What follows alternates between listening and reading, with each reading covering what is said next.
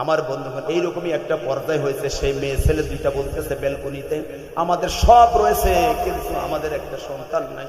মেয়েটা ছিল ধার্মিক, মেয়েটা বলতে, প্রাণের স্বামী গো, কোনো মাজারে যাওয়া যাবে না, আল্লাহর দরবারে আজকে থেকে আমরা কাদা শুরু করি। মেয়েটা বলছে, কাদার একটা সিস্টেম, ফজরের পূর্বে 1 ঘন্টা পূর্বে আমরা দুজন উঠবো।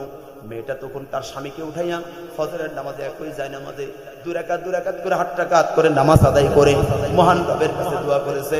2টা দোয়া করেছে। একটা দোয়া হলো রব্বি হাবলি মিনাস সালিহিন, রব্বি হাবলি মিনাস সালিহিন, রব্বি হাবলি মিন লাদুনকা যুররিয়াতান তাইয়্যিবান। এই দোয়াটা 40 দিন পর্যন্ত তারা করেছে।